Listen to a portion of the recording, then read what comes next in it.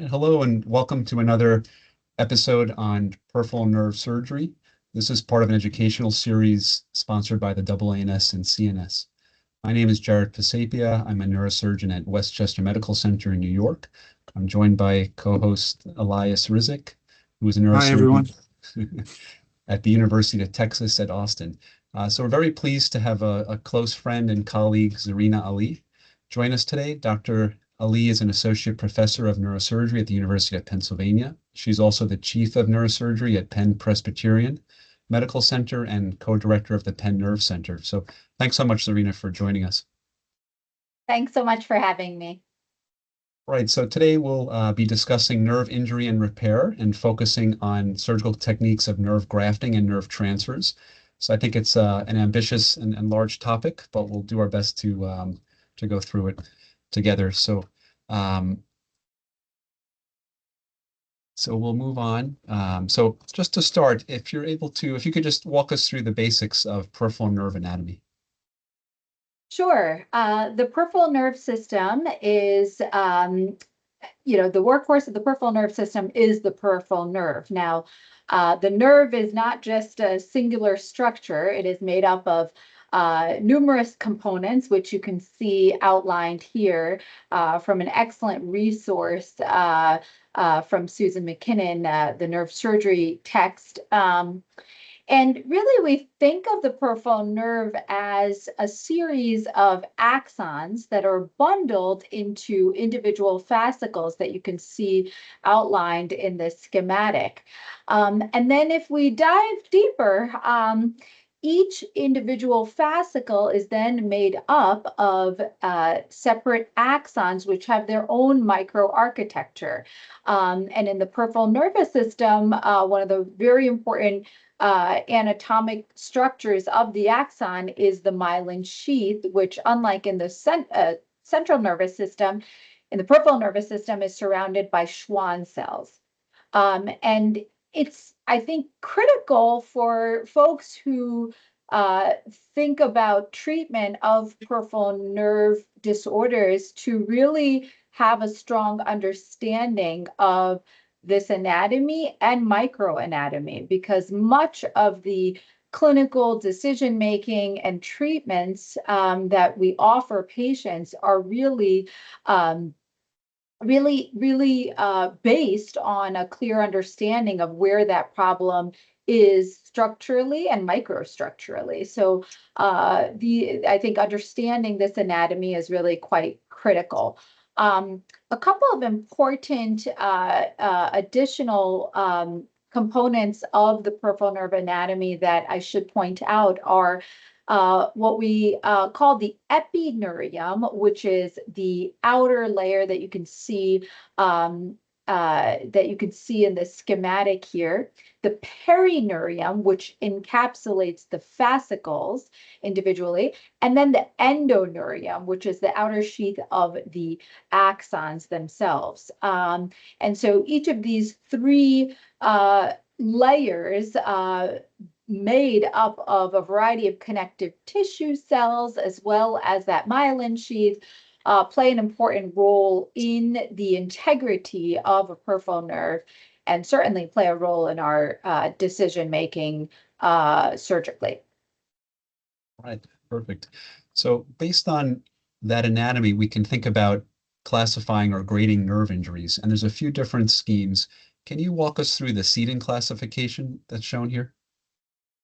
Yeah, so I think the classification systems are really nicely described, or really, some of the grounding principles of how we think about injuries and how we repair these injuries. And this is the classic depiction of the set-in classification system, in which, if you broadly think about nerves as axons that are almost analogous to electrical wiring.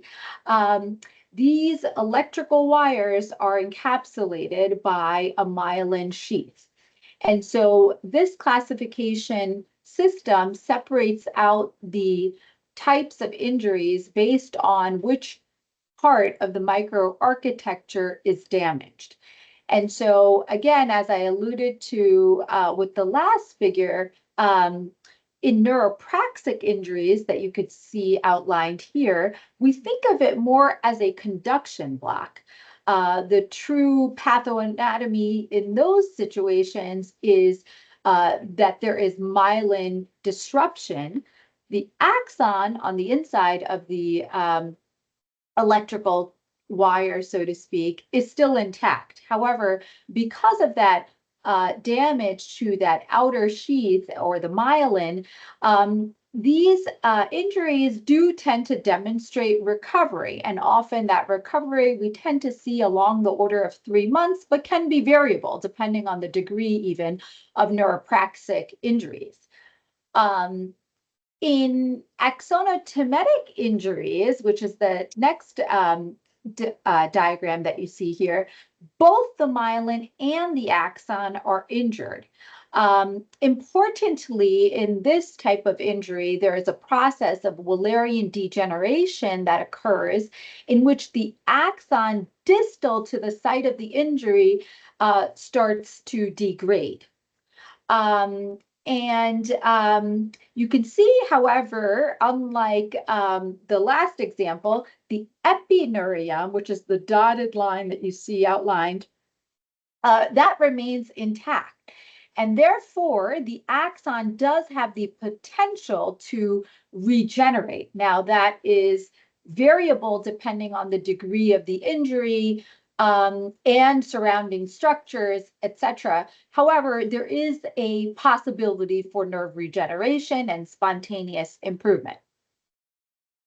In the last example, where there is a full neurotmetic injury, the nerve is actually divided. And in those situations, all components of that microarchitecture are disrupted, and therefore there is no chance for spontaneous improvement, and therefore improvement of that particular nerve's function. And therefore, in those cases, as a surgeon, those are definitively require some level of surgical intervention to promote recovery. Right. Excellent. So I think that's a useful analogy, thinking about axons like electrical wires and then the insulation like the myelin. And as you mentioned, axonotmetic injuries may or may not recover on their own based on the severity of injury, whereas neurotmetic injuries would definitely require surgical intervention. So the other classification system that's used is the Sunderland classification, and overall similar to Seaton, but you can see the additional categories here for axonotmesis. Can you just talk briefly about the different levels of injury in these 3 categories? Absolutely. So this Sunderland classification is similar to the Seton classification, but really breaks down those axonotmetic injuries in a little bit further detail, which I think is clinically very relevant. So if you look at the grading system for the Sunderland classification, there are sort of 3 subcategories of an axonotmetic injury. You can see in type 4, for example, where the nerve is still in continuity, there is a phenomenon in which there can be development of scarring, or what we call a neuroma, inside the nerve microarchitecture.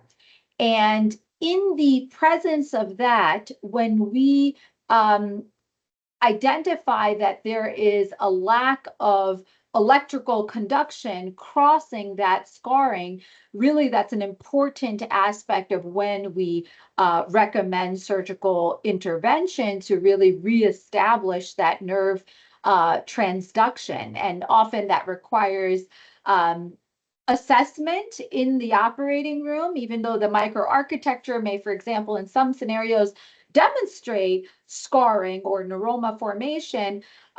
Most peripheral nerve surgeons will utilize intraoperative adjuncts such as testing for nerve action potentials across a site of neuroma to assess for whether there is true electrical conduction across that microarchitecture, and then make decisions on whether or not that neuroma is resected and reconstructed. I think there, we think of these axonotometic injuries as this area where there's a lot of differences in opinion in how and when we treat, because there is variable recovery, and the natural history of recovery, depending on the extent of scarring, really dictates that. And a lot of this is based on the microarchitecture. However, in the clinical world, we don't have access to that perfect understanding of that microarchitecture. So we're often utilizing testing in the diagnostic capacity to try to understand what is really happening at the microstructural level to make decisions on when we are treating a grade 4 Sunderland injury versus a grade 3 injury, where we may say that we're going to continue to monitor a patient with that level of injury. So I think for me, one of the very important sort of aspects of my clinical care is to really try to get to what that true understanding of the microarchitecture is before I am in there in surgery. That's an excellent point. These categories can be hard to apply clinically when you're following a patient, let's say 4 or 5 months out from injury. And like you mentioned, sometimes only until you've assessed things with other diagnostic studies or intraoperatively will you know the true extent of injury and where that injury falls on the scheme. So that's a great discussion. Within each nerve too, you can have a mixture of these things. So it's super hard. And we're always looking retrospectively because we have very few opportunities to prospectively decide, oh, this is only a grade 2 or grade 4. So very thorough evaluations and follow-ups tends to clarify which component or which grade system each nerve will fall under. Absolutely. So I think a take home for the viewers is that if you have an axonotmetic injury, that patient may or may not benefit from surgery.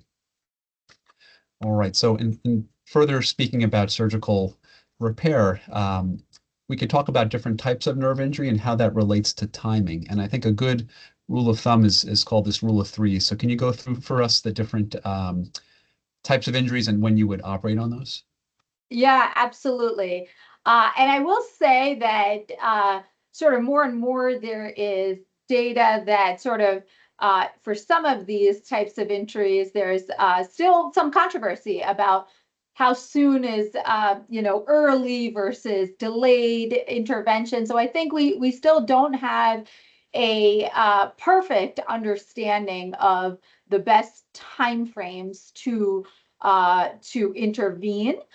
But in general, I think this is a really nice general framework in how we think about these injuries and in general when to intervene. And I really do go back to, one of the things I love about peripheral nerve surgery is it really goes back to the basics of structure and function. When you think about an open, sharp, clean injury as a number one, these are injuries in which there is, aside from the true division of the nerve, there is less damage to the microarchitecture of that nerve. And therefore, that acute, hyperacute, I would call it, intervention is really critical. These are injuries that can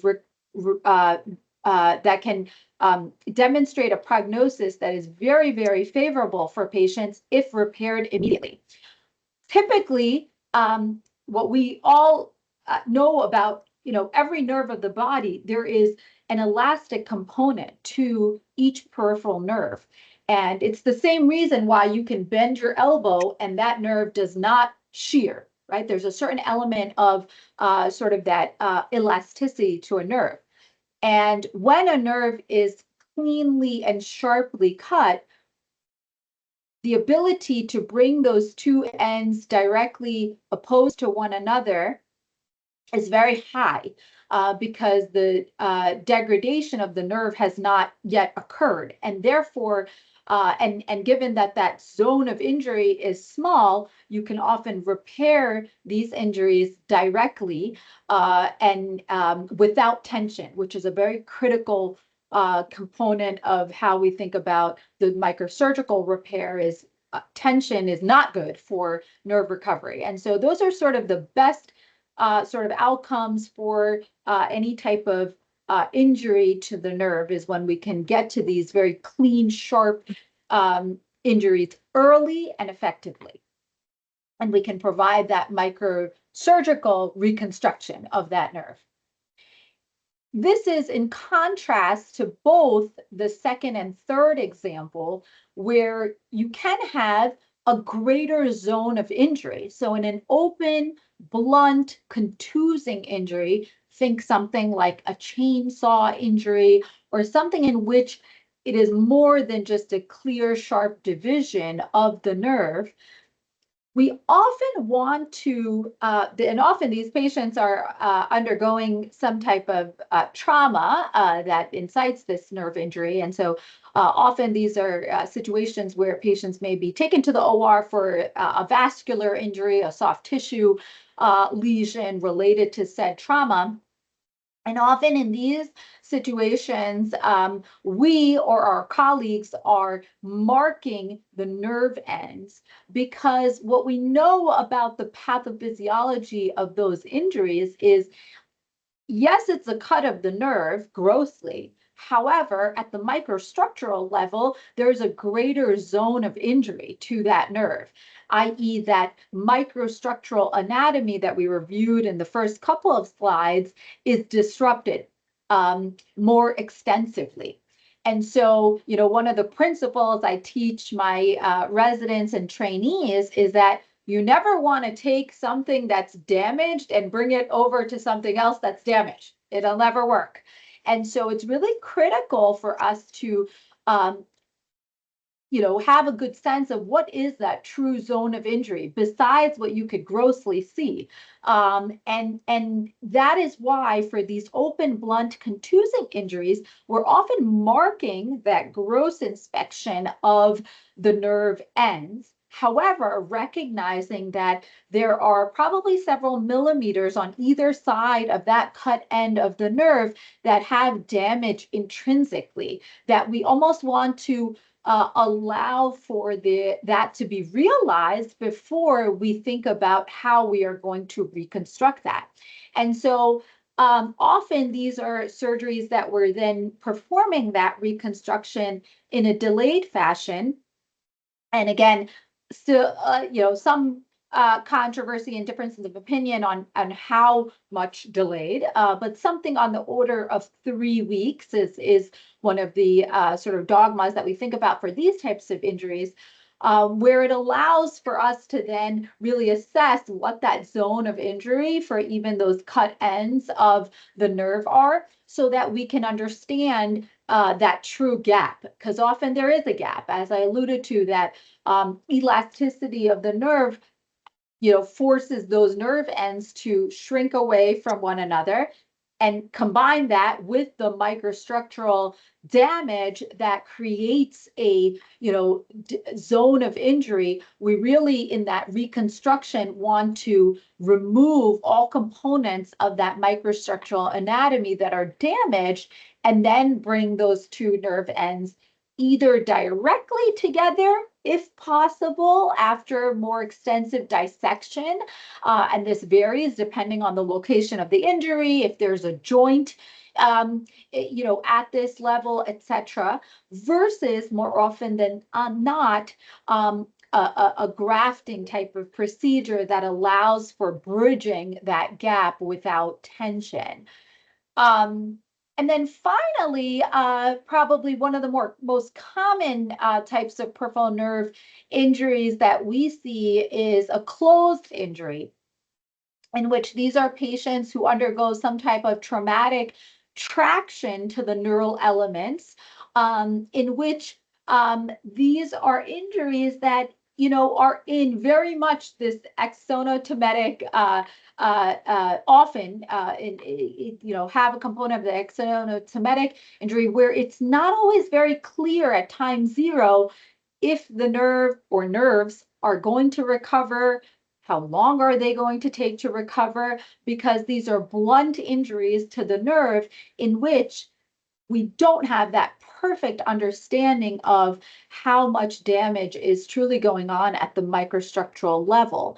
And therefore, these are patients that we often early on are following very closely with a combination of diagnostic studies, clinical examinations to identify what is demonstrating recovery, what is not demonstrating recovery, so that we can intervene in the shortest possible time, but not so early where the alternative would have been a spontaneous full recovery through just the natural history of something like a neuropraxic injury. So these are often patients that we say 3 months, but I will tell you that in practice, it can be very variable, often sometimes because of just delayed referrals, unfortunately. And so it's definitely an area that I think, access to peripheral nerve specialists is really important to get these patients their best outcome so that under expert and specialist guidance can these patients either be followed or intervened on.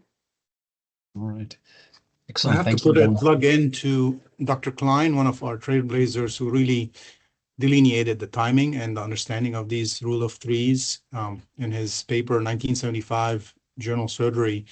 The journal Surgery itself, this is where he reviewed his 600 cases. Think about it. There's a lot of patients that he treated and figured out what's the best timing for the acute injuries, the open and blunt, in addition to the closed injuries in a delayed manner. And this is how we figured out that this is the actual timing. So he did a lot of work to help us be in this position and understand that timing of those type of injuries. That's great. I would say one very quick pearl is that for the second category, if you are going in to tag the nerve, you can sometimes try to put a suture from the epineurium into surrounding tissue. That way, when you come back in about 3 weeks later, there's a little bit less retraction of the nerve. I love that, Pearl, because I would definitely advocate for this because it's super hard finding the nerve, especially if it retracts and especially if you're not facile with ultrasound. So if you get called, the minimum that you can do is tack that suture. And I would super advocate for that. Right. So I think I'll just run through this slide very quickly, just showing the brachial plexus anatomy. Roots from C5 to T1. I like to kind of simplistically think about C5 and C6 doing shoulder and elbow flexion, C7 doing the extensors, triceps, wrist and finger extension, and C8 and T1 the hand. And this is a diagram of the classic waiter's tip palsy that we see more with the C5-6 upper trunk and C7 middle trunk type injury. So Zarina, maybe you can talk with us about some of the different types of injuries that we see here. Yeah, so I think, one of the sort of hallmarks of how we, really, again, think about our treatment approaches really goes back to said anatomy and where that pathology occurs. And our treatment approaches are really quite different depending on where that injury is. And it sort of all makes sense if you think about, again, the structure and the function. And so, when we think about often high velocity type injuries in which we have shearing of the nerve right off the spinal cord. And in this example, you see that in the first diagram of an avulsed nerve. That is what we call a preganglionic injury, meaning we almost think of that as it's almost a central nervous system injury. Okay, that is where there's lots of studies that have demonstrated, that the cord itself can be damaged in situations like this, because it truly is, the structural pathology occurs at the interface of the spinal cord tissue and the nerve roots and rootlets as soon as they come off of the cord. And so we think of that as an avulsed injury. The natural history of recovery from an avulsion injury is 0. If all nerve rootlet elements are avulsed from the spinal cord. There is not a strategy that we have that allows for there to be any direct, sort of reconstruction at that level, though it's been studied, or that the natural history would allow for that nerve's recovery in and of itself. So it's a very important diagnostic piece for us to understand early on, since our treatment approaches can be are often early and bypassing the level of the cord, essentially, to repair those types of injuries.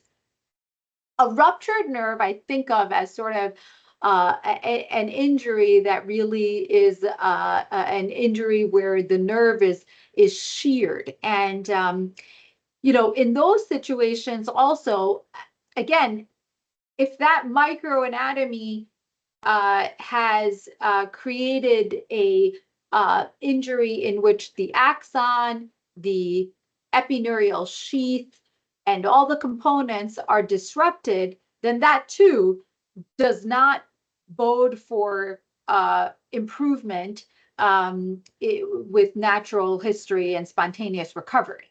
And often that does require surgical approaches to reconstruct the nerve, often, and sometimes can also, involve bypassing that ruptured nerve injury and trying to get back function in other ways, which we'll talk about a little bit later.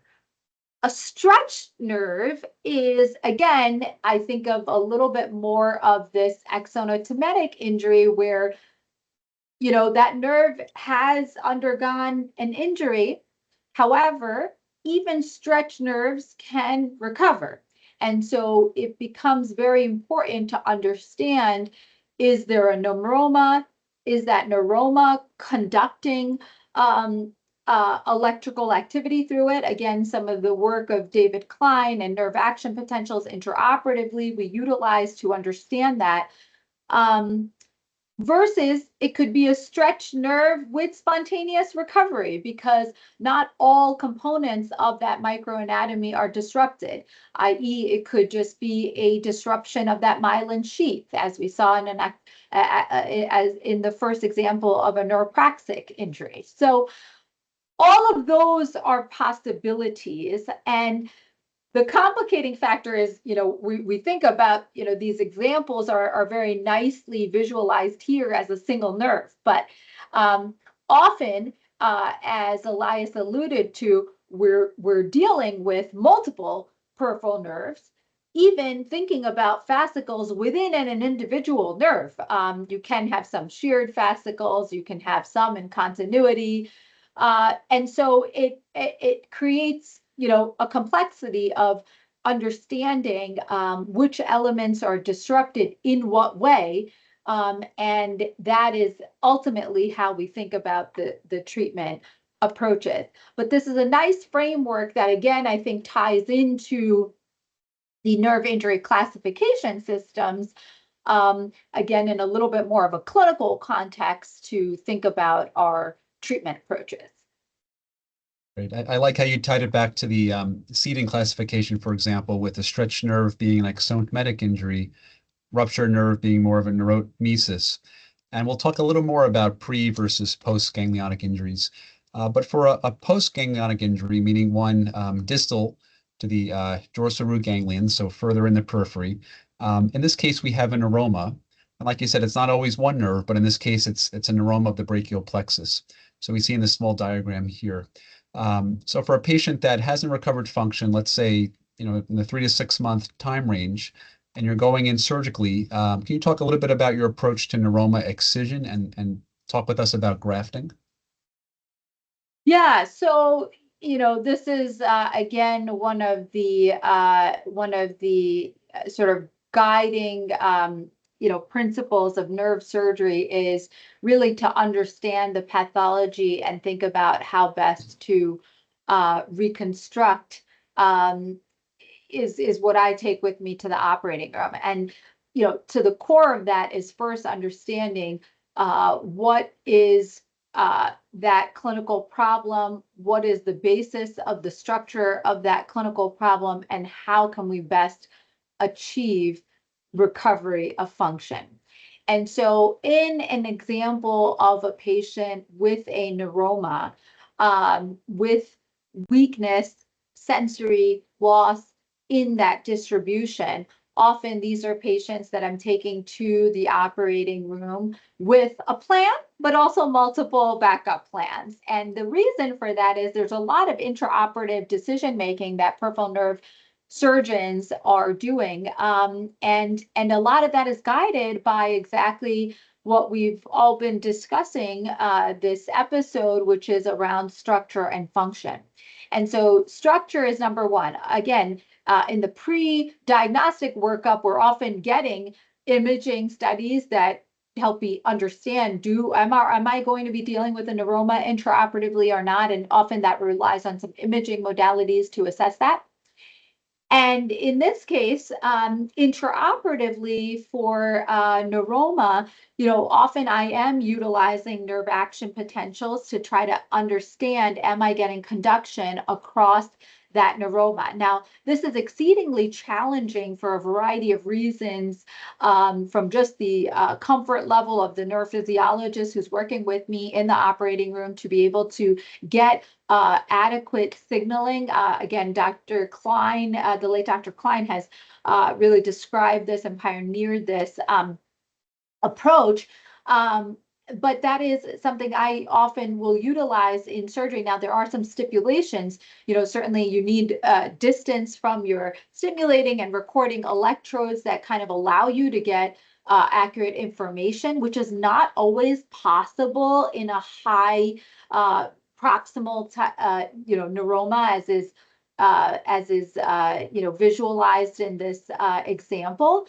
But when I am able to, then I do intraoperative nerve potentials to understand, am I getting conduction across the neuroma or not?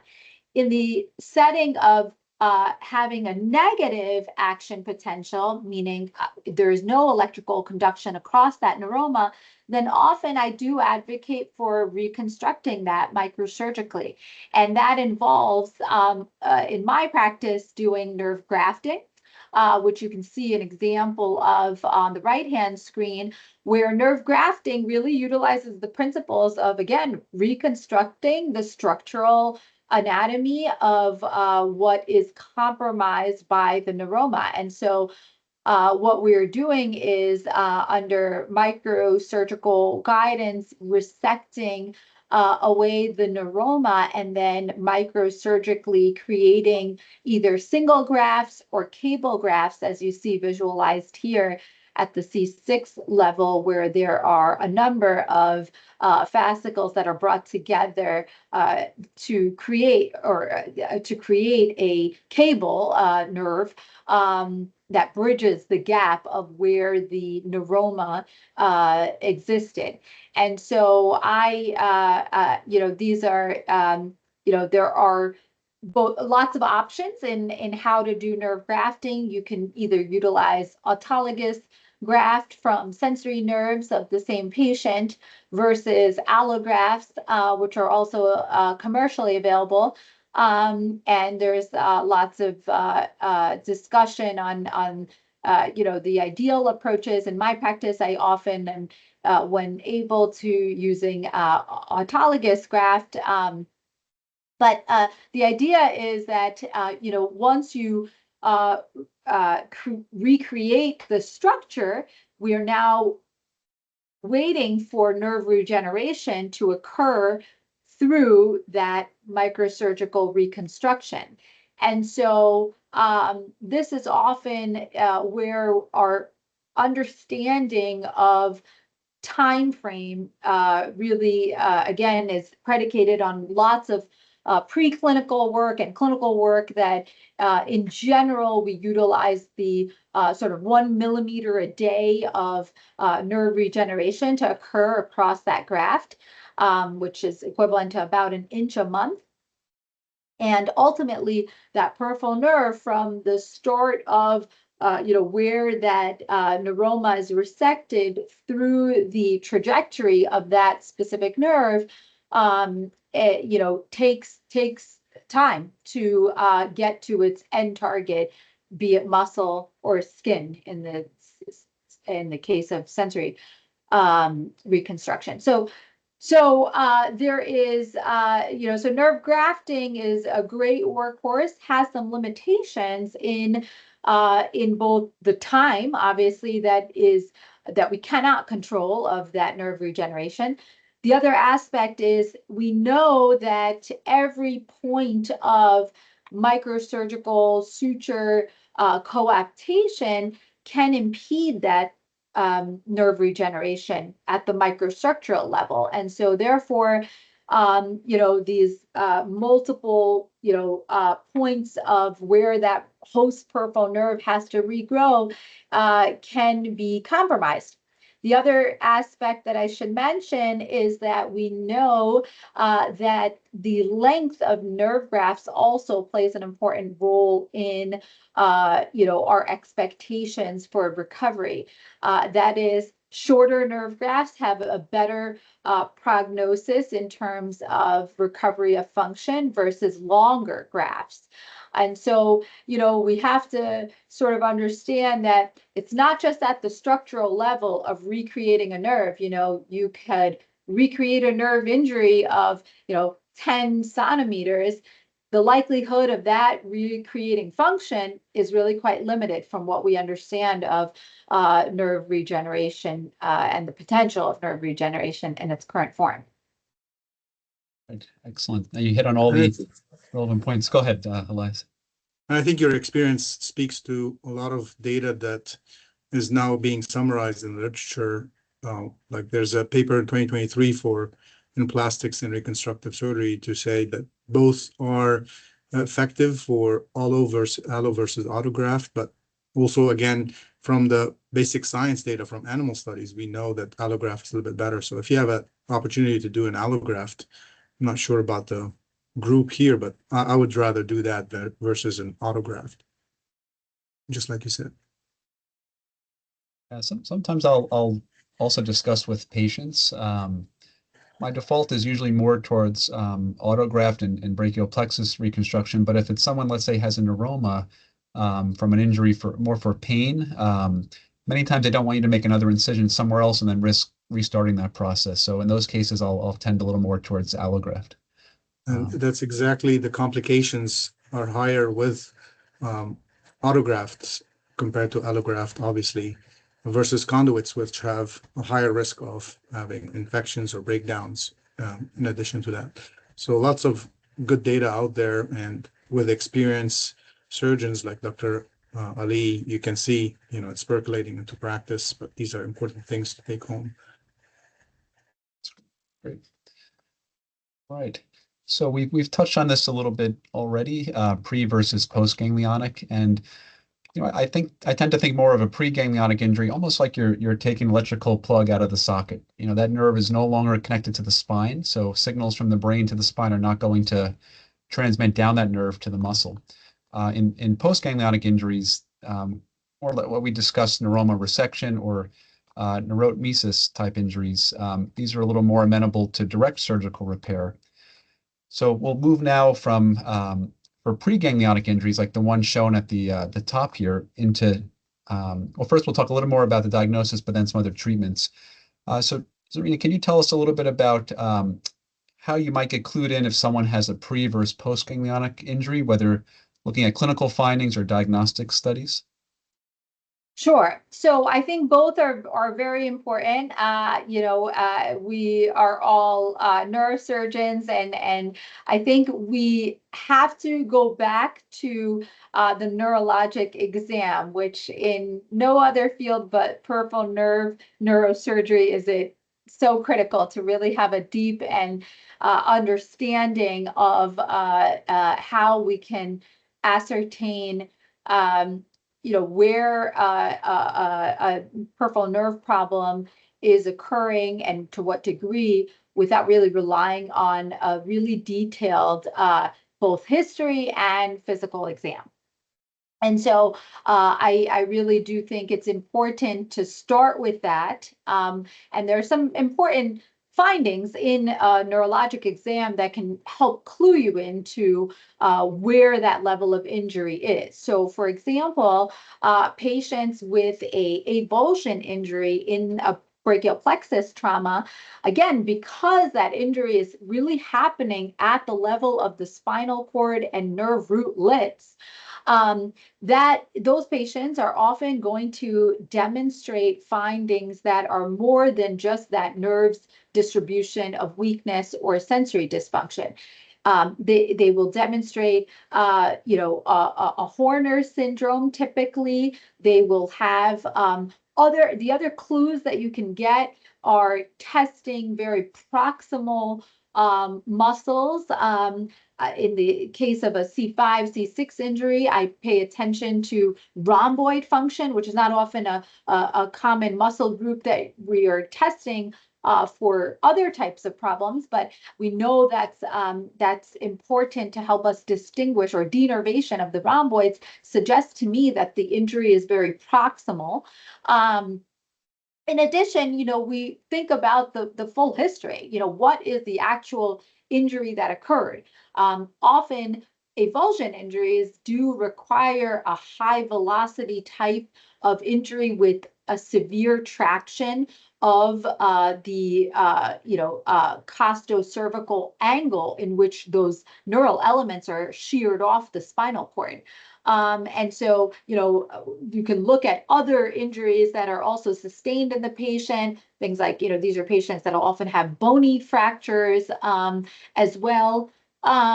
And then, of course, as you see in this diagram, imaging is really important. So you get a lot of clues from your history and physical examination, but then we rely on some diagnostic imaging to get an even better understanding. And I still consider the CT myelogram as the gold standard. However, there are newer modalities of very high resolution MR studies that can also give some very important information. The CT myelogram here that you see demonstrates this pseudomeningocele, which is basically a collection of cerebrospinal fluid that is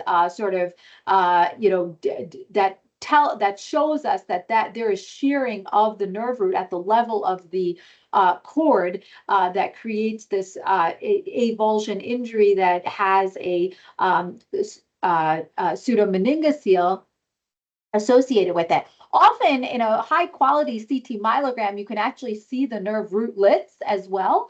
And because of the high resolution within the fecal sac and the spinal, and the dural covering, and therefore you can really identify. And again, I should point out that there are many injuries where you can have a component of rootlets that are still intact and also rootlets that are completely avulsed. But that is considered one of the gold standard sort of ways to assess for evidence of avulsion injury or not. And then MRIs, as I mentioned, I often am also obtaining MRIs, and mostly because there is an important element of the surrounding structures that I can often understand with respect to, things like hematoma around the plexus injury to the bony or soft tissue structures, that also gives me some important information about what is happening to the neural elements and the surrounding structures in preparation for surgery. High quality MRIs will be able to also demonstrate neuroma formation that you can see here. And you could see the location of this neuroma is a post-ganglionic neuroma at the level of the nerves and or trunks that, again, sort of really guides your surgical approach for reconstruction and treatment. So I really do rely on both of these types of imaging studies. And ultrasonography is also a very nice test that can be done. Often, again, I find it most helpful when we are looking to rule out a hematoma in addition to a nerve, an intrinsic nerve abnormality. So it's a quick type of study, obviously very user dependent. So I'm fortunate to be at a center that has real experts in musculoskeletal ultrasonography that can really give us high quality views of the neural elements. It is not helpful for assessing avulsion, since it's avulsions happen too proximally and there's a lot of bony artifact, and I have not found it to be helpful in those cases. But certainly for neuroma identification, I have found it to be helpful both at the level of the plexus as well as distal nerve injuries. Yeah, no, I agree. Ultrasound, I think, is a unique one that we didn't include here, but a good one to think about.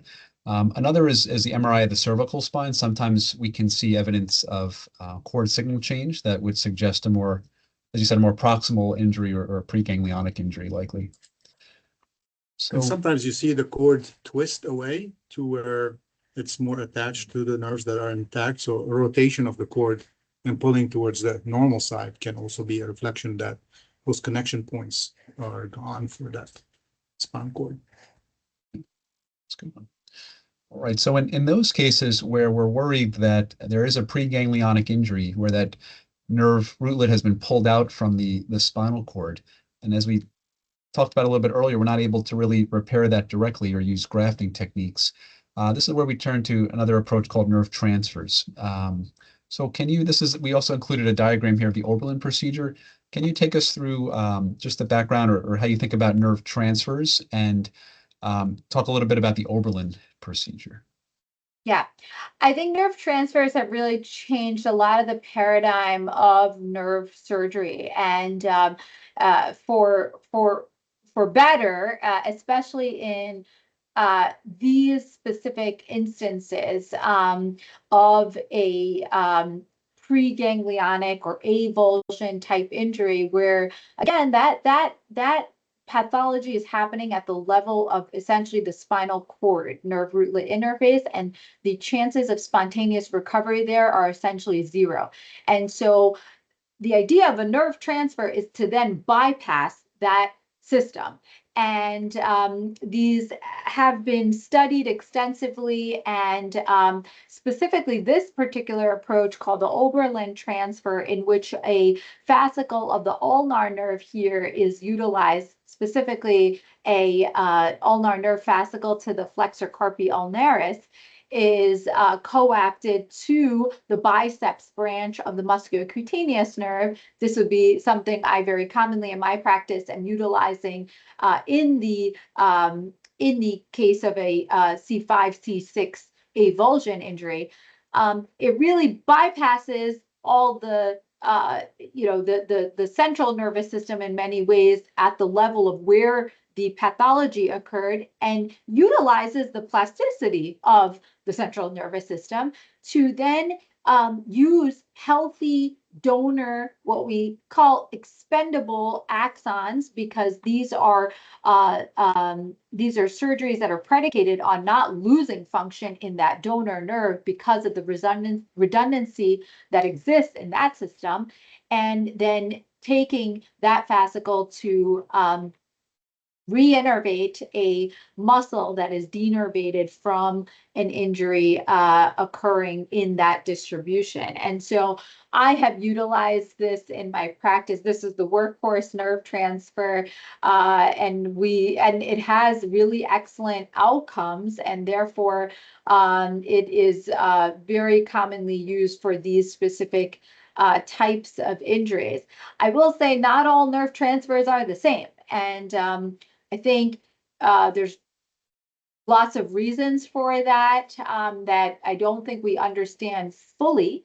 But this happens to be, I think, one of our trophy nerve transfers because it really does have excellent outcomes. And, one of the guiding points on why these work and why they work so well is that we are eliminating sort of the distance that is often required for nerve regeneration across a long segment. For example, in cases of a very proximal injury, in this case, that nerve coaptation happens very close to the target muscle, and therefore the axonal regeneration across that segment is smaller and therefore a lot faster. And so, so it really is a nice option when it is an option, which is the hard decision making.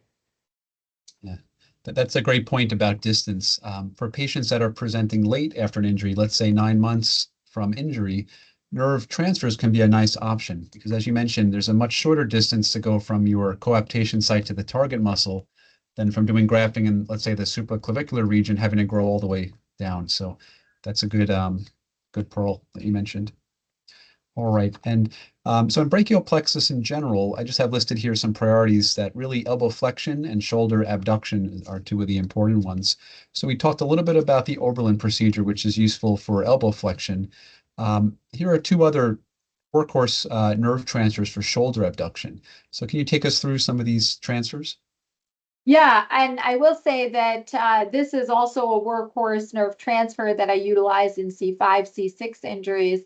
As Jared alluded to, one of the important, motor weakness elements that patients with these types of injuries experience is a lack of shoulder abduction and external rotation. And so in these cases, I'm often utilizing this particular approach in which we're able to do both nerve transfers through a posterior approach where we are utilizing, again, healthy nerve to a damaged nerve. And in this case, the spinal accessory nerve, which is a cranial nerve that is often spared in these types of injuries, and using a branch of the spinal accessory nerve to coapt that to the suprascapular nerve that we identify at the suprascapular notch to reestablish innervation to the supraspinatus and infraspinatus muscles, which assist with both shoulder abduction and external rotation. To recover deltoid function, we utilize a second nerve transfer in which we are utilizing a branch of the radial nerve, which is often spared in patients with purely upper trunk injuries. And we are coapting that to the axillary nerve at the level of the quadrangular space. And so both of these nerve transfers I often do through a posterior approach, as is depicted here. And it's interesting, as I mentioned in the last slide discussion, these nerve transfers, the outcomes of these nerve transfers tend to be a little less favorable than the Oberlin transfer. And again, probably multifactorial, but these are also really important nerve transfers that can give back a significant function for these patients with severe injuries. Great, great. And just a few technical questions about surgery. When you're doing these surgeries, do you tend to use a handheld neurostimulator to assess the donors, or do you use formal neuromonitoring for this? Yeah, I think these can be done very effectively with a handheld stimulator. Again, I am at a facility that has really excellent nerve monitoring colleagues who work with me closely in the operating room, and I often will use formal neuromonitoring, but I would say that that's not necessary. And often I'm doing these procedures with my neuromonitoring colleagues.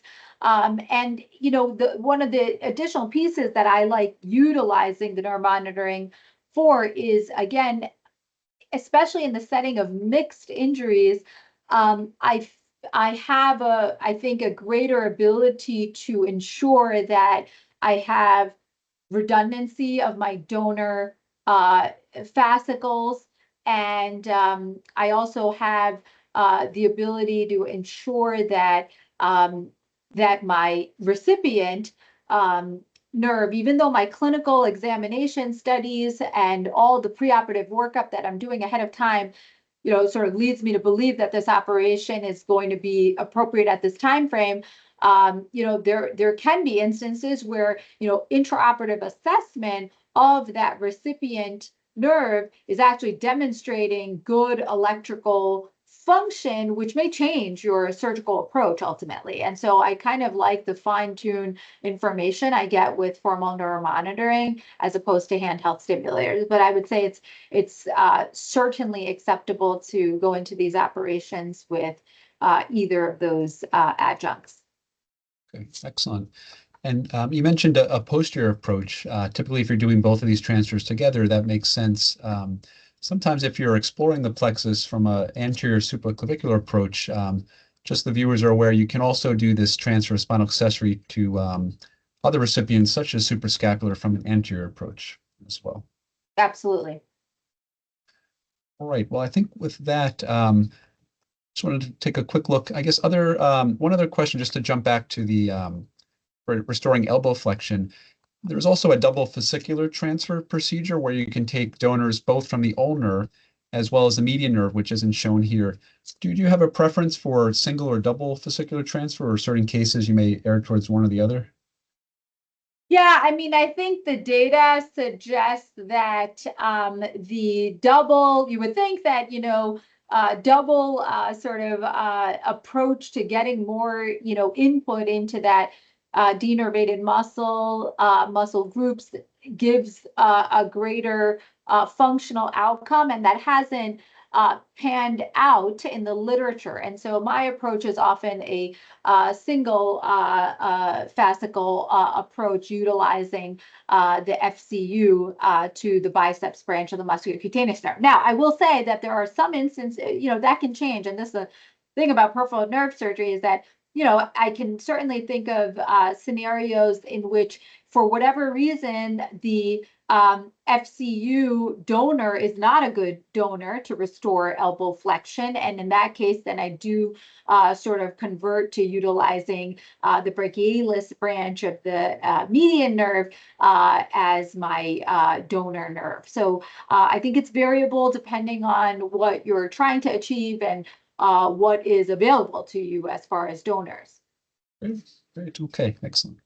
So I think at this point we can try to apply everything that we've discussed into a case example. So in this case, this is a 35-year-old who was in a severe motorcycle collision. And initially on exam, there's no Horner syndrome. His cranial nerves are intact, including shoulder shrug. But he has no movement in shoulder abduction and in elbow flexion. Otherwise, elbow extension, function of the wrist and hand are all intact. So based on this mechanism and clinical exam, how would you localize the injury in this case? Yeah, I would say, certainly we think of upper trunk injuries as the source of this type of problem. And Jared's very nicely sort of really simplified that exam. But as we've all alluded to, it certainly requires a real thorough assessment of all the different muscle groups to come up with this summarized version of what that true clinical function is. And the fact that there's no Horner syndrome here, again, suggests to me that it may not be a very proximal injury, i.e. it may not be an avulsion injury, it may be just distal at the level of the C5, C6 nerves or at the level of the true upper trunk. Excellent. And if you're seeing the patient acutely, would you check an EMG right from the beginning, or would you wait a few weeks? And if so, why would you wait? Yeah, remember, if we, again, tie back to our first couple of slides in our discussion on the pathophysiology of nerve injuries, recall that there is a delayed time frame by which any injury really does result in the degeneration that happens, the Wallerian degeneration that happens distally. And so to do a electrodiagnostic study in this early time frame would not give you that information on what is really damaged, because those structures still are intact and they can demonstrate falsely abnormally normal results. And so that would be a misunderstanding, would lead to a misunderstanding of the extent of the pathology here. So really, they're not helpful for that early period of time. Often, I would say the earliest that I'm obtaining an electrodiagnostic study that gives me some, relevant information to guide the extent of the injury is at the very earliest, around 6 weeks or so. So it really does take time for that Wallerian degeneration to occur and to pick it up on said electrodiagnostic study. So really, in this acute period, your clinical assessment of the history and the exam are really critical, as well as potentially imaging. Perfect. So I agree. The degeneration changes really haven't occurred in that acute time frame, so it makes sense to hold off.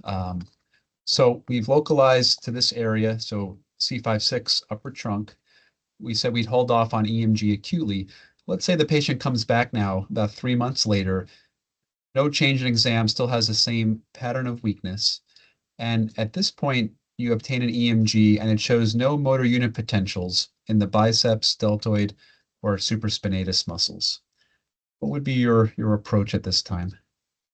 So at this point, what I am really identifying is that we are not seeing signs of spontaneous recovery in this situation. And therefore, I tend to be pretty aggressive at this point to start considering surgical intervention options. And often at this point, I would certainly have gotten some imaging data to help me understand, number one, have I ruled out a avulsion? Number two, do I have evidence of a neuroma at this level? And I think both sort of pieces are important for me to think through what I'm going to ultimately do. So in the setting of a situation where I have an avulsion injury, and yes, I would anticipate a Horner syndrome, but not always, and so therefore, I need that testing to determine that. And if that is the case, then at that point, I'm going straight to nerve transfers because, exploring when I have definitive evidence with identification of things like pseudomeningoceles on my MRI and my CT myelogram demonstrating discontinuity at the nerve rootlets, then I would not explore the plexus in that situation, and I would go straight to nerve transfers, including the ones we just talked about. In contrast, if the imaging studies demonstrated that there was continuity of the neural elements In those situations, then I would explore the plexus. I think there's some controversy around the best approach in even these, straightforward situations. But often I do advocate for exploring the plexus because there is, there can be injuries in which that C5 nerve, for example, is still attached to the cord, and you may have a neuroma just distal to it that can be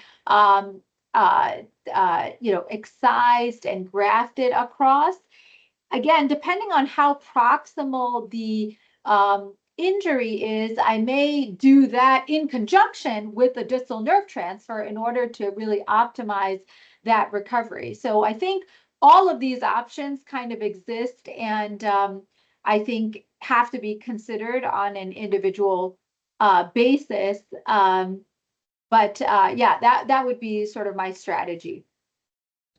I was curious, in terms of getting the MRI, is that something that you get pretty early on after injury, or would you wait until about this time, 3 months, where you made the choice to go to surgery and you're getting the MRI more to guide your operative approach? Yeah, so two things I consider. Number one, in the early period, it's very important, especially in a case like this patient where there's no Horner syndrome. I don't have a high suspicion for an avulsion injury. I want to ensure that there is not a acute structural pathology that should be addressed early on, such as a hematoma. Many of these patients will have injuries that affect the vascular structures in these areas, particularly if there's trauma involved at the level of bony elements and fractures that can disrupt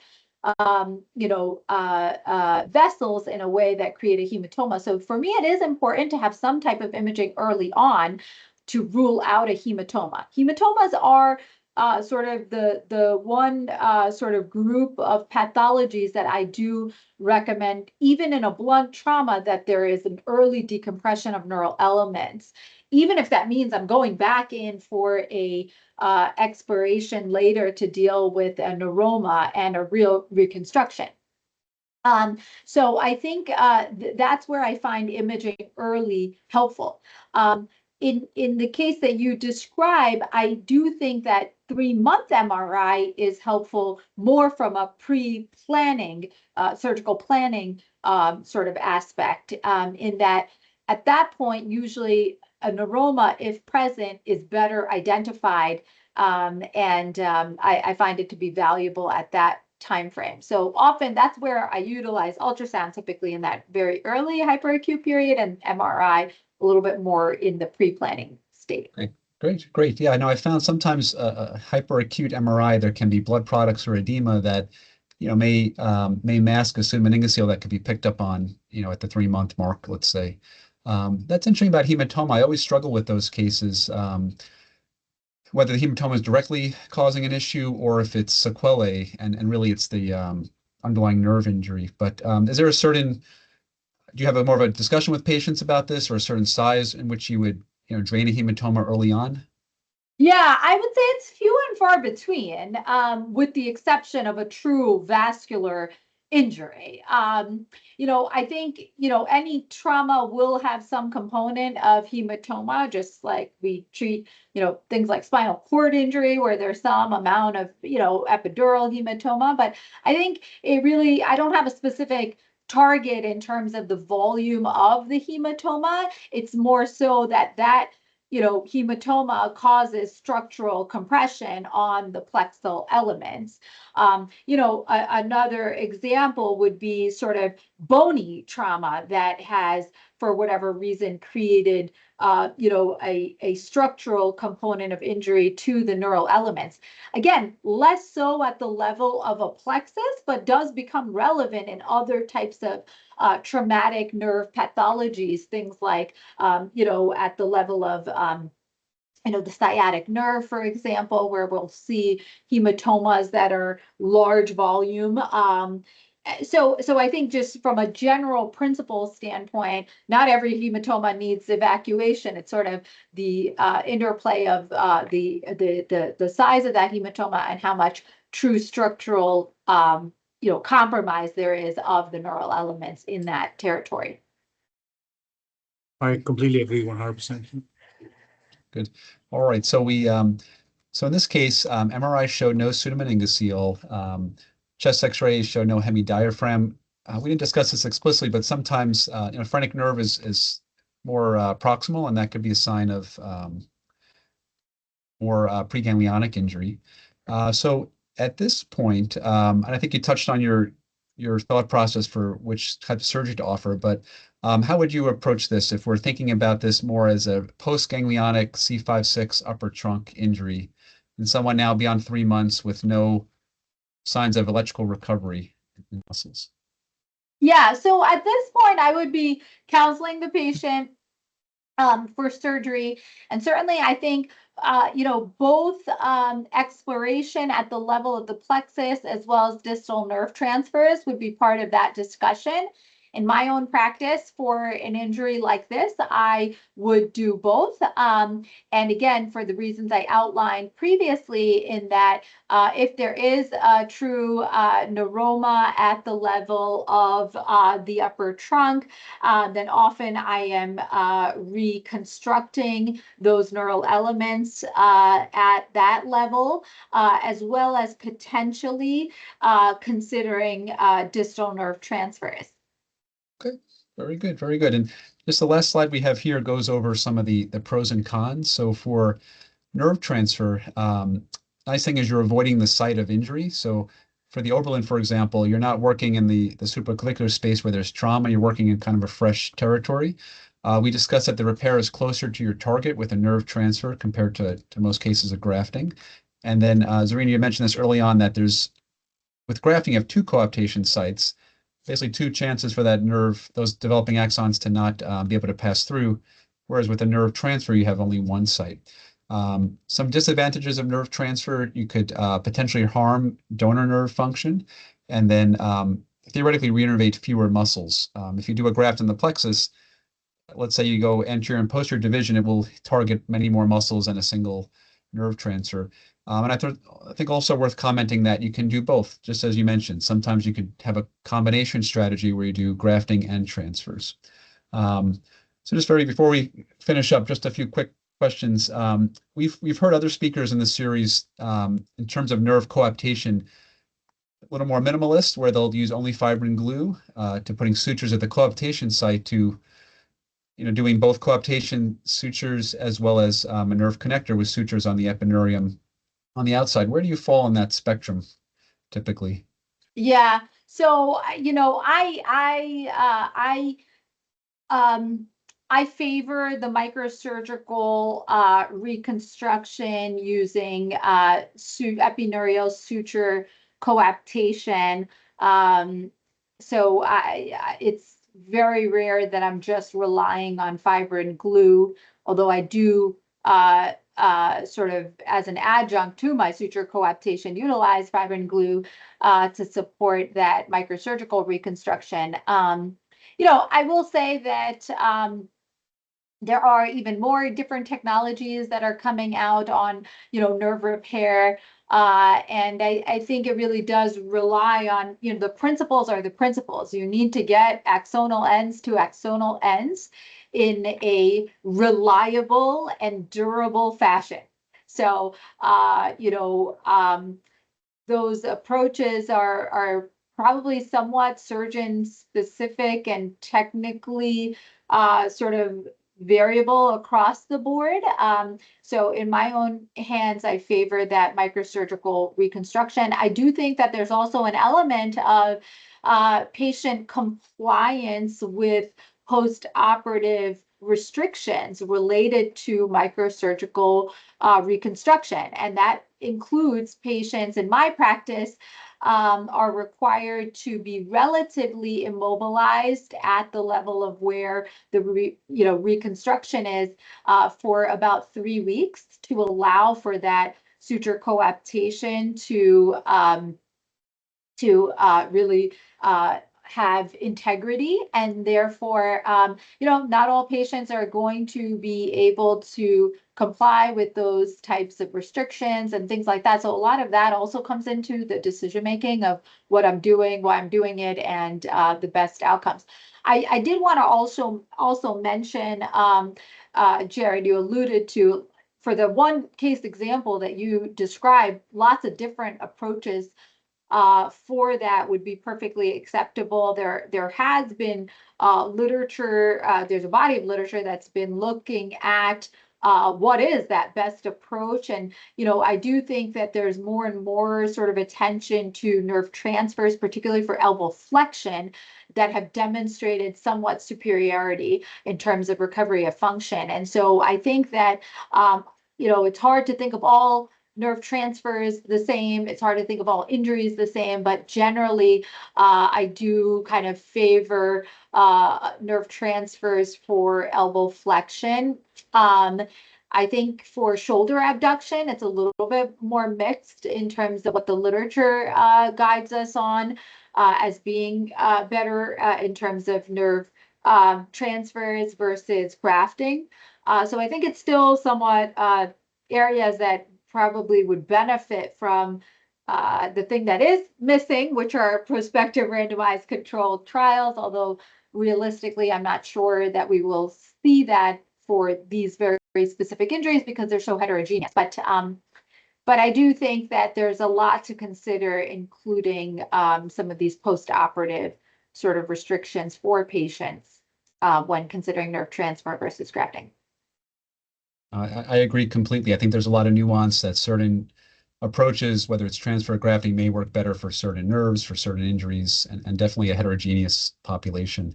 And I like also, your thought process for cooptation, just relying on the basic principles. I think that's always the most critical thing.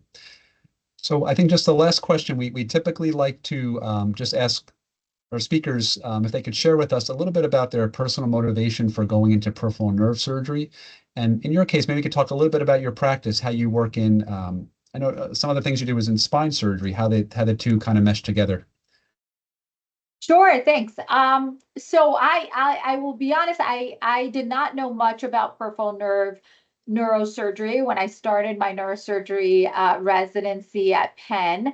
However, I was fortunate to train with a phenomenal mentor who we share, Jared, Dr. Eric Zager, who early on in my residency, I observed doing these complex brachial plexus reconstructions and tumor resections. And I was really inspired by the level of high technical, nuanced expertise and really the clinical and operative decision making that was required for caring for those patients. And so it was early on in my training that I was exposed to it and really excited by it. And that really kind of set me on a trajectory to really learn more about peripheral nerve surgery. I did an enfolded fellowship during my training and spent time in the lab as well, trying to understand some of the things that we discussed today on these different types of nerve injuries and how they impact the structure and function, and ultimately how we could do better from a clinical perspective. My practice, so I've been at Penn now for the last 17 years, including my training, and I'm the chief of neurosurgery at our level 1 trauma center, so it does give me sort of this ability to take care of these patients with traumatic brachial plexus injuries, which is a huge part of my peripheral nerve practice. But then also I have a love of spine surgery, and I think of the two as almost a continuum, right? We think about sort of spine disease as occurring at the level of the central nervous system, but also the central and peripheral nervous system interface. And then the continuity of that is the peripheral nervous system. So I love my practice that includes both sort of components of my elective neurosurgical practice. And then again, neurotrauma in and of itself, both cranial and spine and peripheral, is a huge part of my practice. So my current role includes both the clinical work that I just described, as well as research in peripheral nerve surgery and reconstructive options that I work with a collaborator in the basic science lab on investigating better peripheral nerve interfaces. And then lastly, I hold a leadership role in our department as vice chair of clinical operations. So it's been a pleasure to work at a place where I get to do all of these things with great people around me, and certainly to be part of a really outstanding peripheral nerve community with folks like yourself and Elias, who really motivate me to continue to think about these problems in ways that we could improve our patients' outcomes. Wonderful. We look up to you, Zarina, being a leader in the field and also a mom, and have so many hats, and you're still able to care for patients and add nuances to your cervical or to your spine practice. It's a different understanding, and you can offer your patients a whole slew of different treatment options, not just from the spine component. So thank you for all the wonderful things that you're adding to our community and teaching us on this complex topic and distilling it in such a pure way. Thank you. Yeah, and thank you so much for your time. That was a great discussion. Well, thanks again. Thank you.